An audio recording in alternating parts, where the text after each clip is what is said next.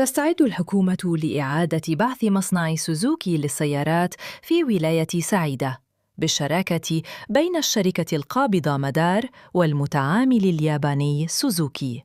مع استكمال الإجراءات القانونية لتحويل المصنع وإجراء المفاوضات مع سوزوكي لوضع إطار تعاقدي واضح لإطلاق المشروع وتسريع تجسيده وضمان استغلال أمثل لمنشآته،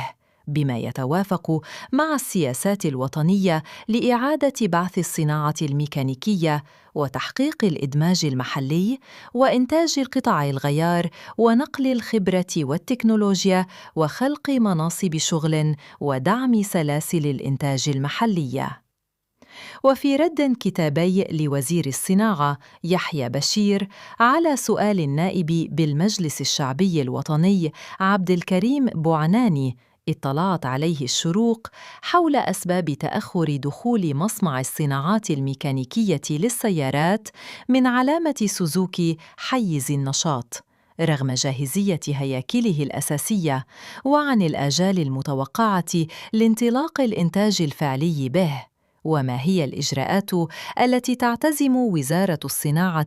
اتخاذها لتسريع تجسيد هذا المشروع الصناعي الحيوي وضمان استغلال أمثل لمنشآته، بما ينسجم مع التوجه الوطني لإعادة بعث الصناعة الميكانيكية وتوطين القيمة المضافة محلياً. قال يحيى بشير أن وزارة الصناعة تعمل على تسريع إعادة بعثه. وشدد الوزير على أن مصالحه تسعى في إطار السياسات الوطنية الرامية إلى دعم التنمية الاقتصادية وإلى إعادة بعث المؤسسات المصادرة بموجب أحكام قضائية لضمان استغلال أمثل لمعدات الإنتاج وحماية الموارد الاقتصادية للدولة،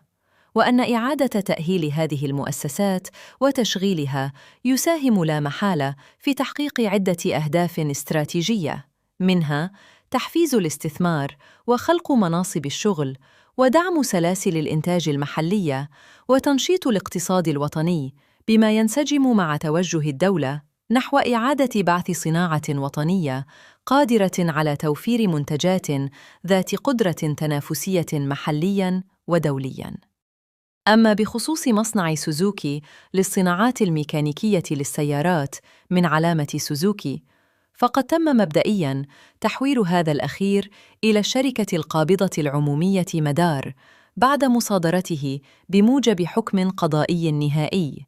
وأن مجمع مدار يعمل حالياً على استكمال جميع الإجراءات القانونية المتعلقة بعملية التحويل، مع الالتزام الكامل بالقوانين والأنظمة المعمول بها في هذا المجال.